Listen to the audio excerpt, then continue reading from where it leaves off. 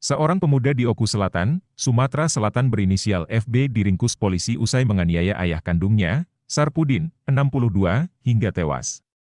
Tak hanya sang ayah, ibu kandungnya Sulastri, 52, pun dianiaya dan masih dirawat di rumah sakit karena alami luka parah.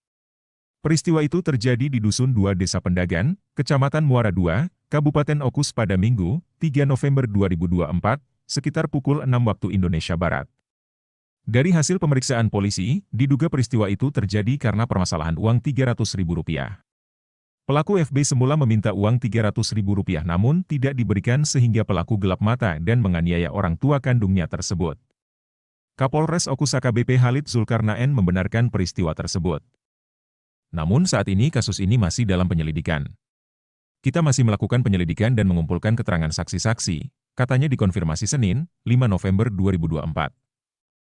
Halid menjelaskan saat ini pihaknya masih melakukan penyelidikan atas kasus penganiayaan berat yang menyebabkan Saprudin meninggal dunia sementara Sulastri masih dirawat di rumah sakit. Kita belum tahu apakah benar anaknya yang menganiaya ayahnya hingga meninggal dunia dan menganiaya ibunya. Mungkin ada orang lain yang masuk ke dalam rumah tersebut jadi kasus ini masih kita dalami, tuturnya. Dikatakan Halid, pihaknya sudah memeriksa beberapa saksi termasuk istri almarhum tapi belum bisa banyak diambil keterangan karena masih terbaring sakit. Kami juga sudah mengambil keterangan anak korban yang saat itu anak korban bekerja, jadi kami belum dapat memastikan siapa yang melakukan penganiayaan berat tersebut apakah ada orang lain yang masuk rumah, pungkasnya. Kronologi kejadian bermula pada hari Minggu tanggal 3 November 2024 sekira pukul 6 WIB. Saksi Ani mendatangi rumah korban untuk mengembalikan kunci Inggris.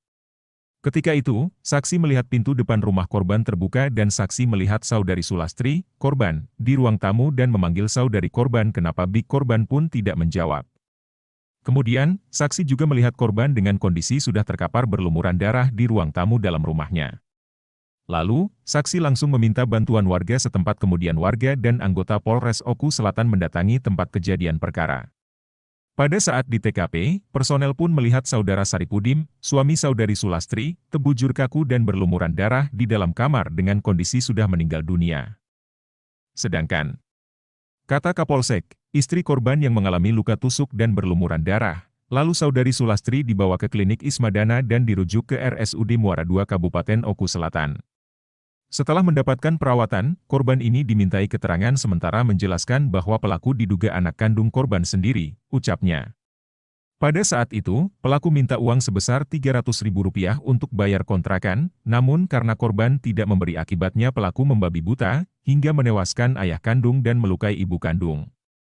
Sedangkan, tersangka, TSK, masih dalam penyelidikan oleh jajaran Polsek dan Polres Oku Selatan, tandasnya.